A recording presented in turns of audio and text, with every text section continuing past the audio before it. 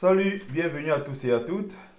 Je vais m'adresser particulièrement dans cette vidéo à nos mamans, à nos sœurs, à l'occasion du 8 mars, qui est la journée internationale de la femme.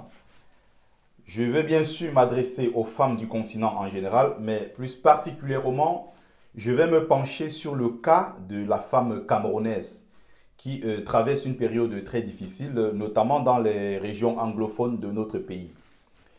Depuis 2016, nos mamans, nos sœurs, nos tantes, nos femmes et tout ce que vous voulez sont massacrées.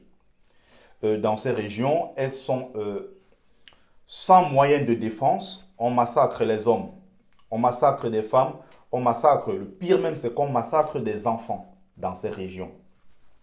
Et jusqu'ici, je pense que le nécessaire n'a pas été fait et il est temps que les autres femmes, plus globalement, les femmes camerounaises sur l'ensemble du territoire national, je vais dire, se penchent. Il est temps que vous vous penchiez sur le cas des femmes qui souffrent dans les régions anglophones.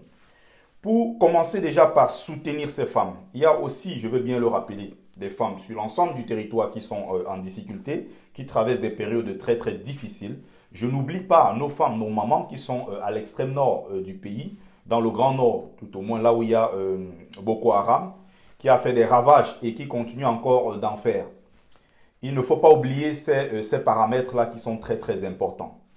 Je vais inviter nos sœurs, nos mamans, à ne pas célébrer le 8 mars prochain.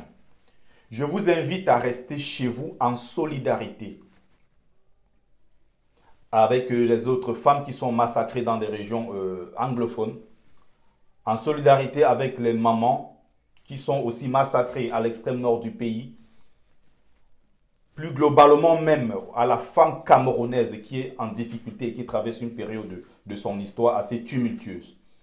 On voit nos mamans impuissantes se faire massacrer et beaucoup jusqu'à présent ne se prononcent pas et continuent d'aller fêter. Comme l'année passée, nous avons quand même mené quelques actions, nous avons fait quelques directs de sensibilisation pour dire à nos mamans que ne vous moquez pas des autres qui sont en train de souffrir dans des brousses partout au Nigeria. Ne vous moquez pas des autres femmes qui sont en train de souffrir à l'extrême nord, qui sont en train de souffrir dans le grand nord. Ne vous moquez pas de ces femmes-là qui sont en train de souffrir. Vous levez, arborez fièrement le pain du 8 mars.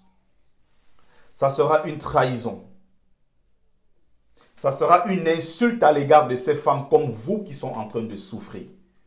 Si quelqu'un m'écoute dans ma région, si quelqu'un m'écoute dans mon beau petit village, dans ma belle ville de Njombe Pendia, les femmes et les mamans de là, je vous invite à rester chez vous. Si vous voulez même sortir, prenez des vêtements tout noirs, mettez même vos cabas de tous les jours. Rendez-vous dans des coins où vous pouvez vous rencontrer entre femmes et parler de vos problèmes. Ne buvez pas, ne dansez pas, ne soulevez pas les cabas comme on veut vous voir faire chaque année. Le combat n'est pas à ce niveau, le combat est ailleurs. Ne trahissez pas, ne vous moquez pas de ces femmes qui sont en train de souffrir. Ça peut être demain votre tour. Il est très important de le rappeler. Ça peut être votre tour demain. Je pense qu'en solidarité à ces femmes, il ne faut pas continuer d'enrichir une Chantal Biya et toute sa clique, toutes ces grandes dames d'affaires du Cameroun qui se font des milliards sur votre dos en vous vendant le pain du 8 mars. Portez vos cabas de tous les jours. Rassemblez-vous. Je ne sais pas. Essayez de mettre cet argent-là juste à côté. C'est-à-dire, si vous aviez prévu 5 000 ou 10 000 pour acheter un pain du 8 mars, tout simplement, prenez cet argent, achetez des vêtements, achetez de l'eau, achetez, je ne sais pas, des comprimés et envoyez ça aux enfants qui sont en train de souffrir dans les régions anglophones, dans le Grand Nord et un peu partout sur l'ensemble du territoire. Parce que vous êtes aussi des femmes. Et demain, ça peut être votre tour. Il faut penser à cela. C'est très important. C'est le message que moi, je voulais vous passer. Et je vais continuer en disant ceci.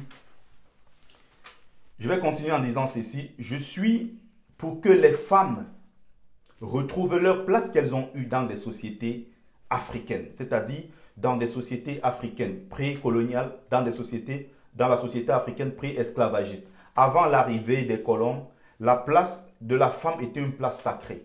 Et ce n'est que par vos actions, ce n'est que par vos actes et vos différentes revendications que vous pourriez espérer récupérer cette place qui est la vôtre.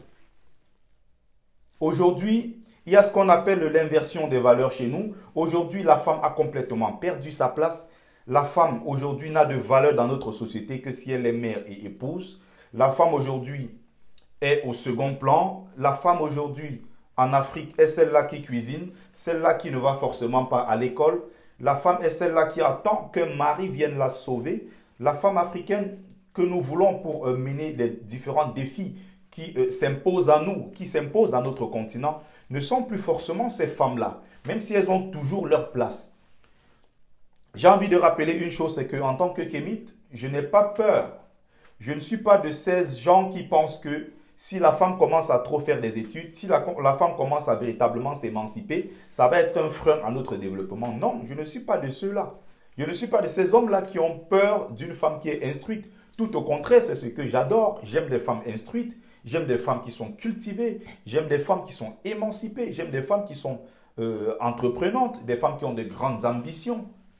Il ne faut pas avoir peur de cela. Du moins, je ne fais pas partie de ces hommes-là qui cherchent essentiellement les femmes faciles, les cibles faciles, qui seront juste à la maison pour faire des enfants et cuisiner. Le rôle de la femme, la place de la femme ne se limite pas à ça.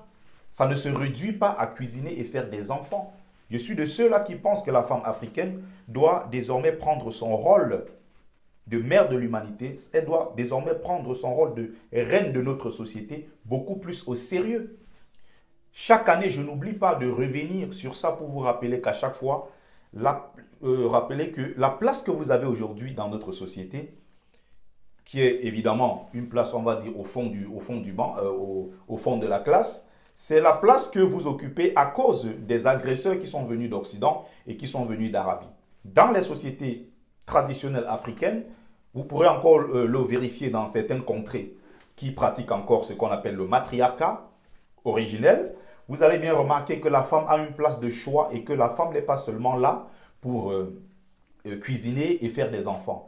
Les femmes peuvent aussi être enseignantes, les femmes peuvent être présidentes de la République. C'est malheureux d'ailleurs que dans un grand continent comme l'Afrique, avec 54 pays, qu'on n'ait pas une seule femme présidente de la République. Donc c'est juste pour dire ceci, que votre place, vous devez en quelque sorte reconquérir cette place-là. Parce qu'aujourd'hui, les choses ont évidemment changé avec l'arrivée des valeurs venues d'Arabie, avec les religions monothéistes dites révélées, qui disent de façon claire que la femme n'a pas de place, du moins que la femme dépend de l'homme. Déjà, pour eux, la femme n'est qu'un objet et la femme serait sortie de la côte d'un homme, ce qui fait qu'effectivement, au moment de prendre des décisions dans la société, la femme ne peut pas être consultée simplement parce qu'elle apparaît comme un objet. Je vais dire dans des sociétés actuelles qui ont été imposées par des étrangers. Mais retenez ceci, que dans l'histoire de l'Afrique, dans l'histoire du continent africain, vous n'avez jamais eu cette place. Alors aujourd'hui, il est temps de reprendre cette place qui était la vôtre il y a encore quelques siècles. Il y a des gens qui travaillent dans ce sens-là. Je ne parle pas ici des féministes, ce qu'on a appelé ici le féminisme de castration. Je ne parle pas ici du féminisme revanchard. J'ai bien dit ici que je n'ai pas peur, plutôt, tout au contraire, j'adore les femmes instruites. Donc je ne parle pas ici du féminisme de castration.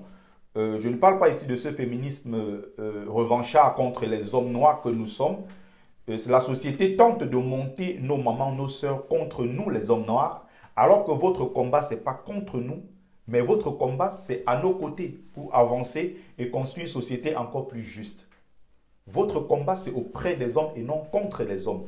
Comme aujourd'hui, on voit le féminisme à l'occidental, que nos sœurs, évidemment, copient bêtement, sans avoir compris le fond du sujet. Je vous invite d'ailleurs à faire ce travail pour les femmes qui sont curieuses, pour les femmes qui veulent former leurs enfants, à vous intéresser à l'histoire d'une grande dame dans l'histoire de notre continent, qu'on appelle Awa Keita.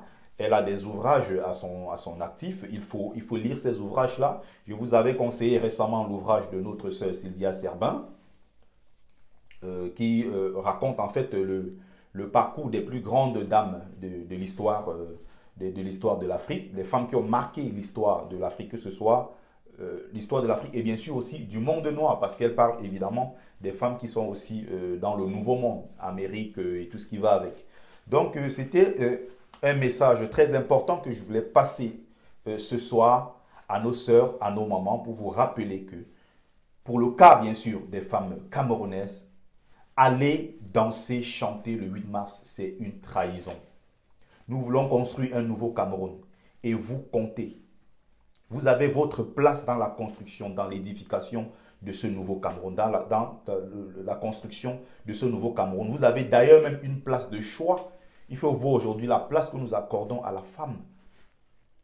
Le président Kagame le fait bien sûr au Rwanda. Les hommes ne sont pas mieux placés pour connaître vos problèmes en tant que femmes. Justement, c'est la raison pour laquelle les femmes doivent se mettre ensemble pour parler de leurs problèmes. Parce que en tant que femmes, on ne veut plus de ce genre, de cette société où les femmes sont dirigées par des hommes, où les hommes viennent prendre la parole pour parler au nom des femmes, alors qu'ils ne connaissent pas, qu'ils ne comprennent pas le problème des femmes. Il n'y a que vous qui êtes bien placés pour le faire. Donc, j'étais en train de dire ceci. Il est très très important, voilà, de se rappeler qu'ici, il y a des femmes dans le Nyoso, parlant ici des femmes camerounaises. N'oubliez pas que ces mamans-là sont en train de souffrir. C'est très important. Ne dépensez pas votre argent parce que ça va dans les poches de Chantal Biya. Ça part dans les poches de ces femmes-là milliardaires qui n'en ont rien à foutre de votre situation. N'allez pas dépenser votre argent pour elles parce qu'elles ne sont pas là pour vous aider. Elles ont déjà garanti l'avenir de leurs enfants partout à l'étranger. Elles ont des gros appartements, des châteaux même à l'étranger avec votre argent. N'allez pas leur donner l'argent là. Utilisez ça pour faire autre chose. Cuisiner pour vos enfants. Je ne sais pas, payer le cinéma à vos enfants, acheter une chaussure à vos enfants. N'allez pas coudre ce maudit pagne du 8 mars pour aller danser et chanter. Voilà le message que je voulais vous passer. Merci, voilà. Merci à ceux qui ont pris le temps de regarder ce petit live, cette petite vidéo que je consacre à la femme africaine en général et particulièrement à la femme camerounaise. Merci à vous. Le combat continue. C'est votre fils, votre frère, Bertie Le Kamit.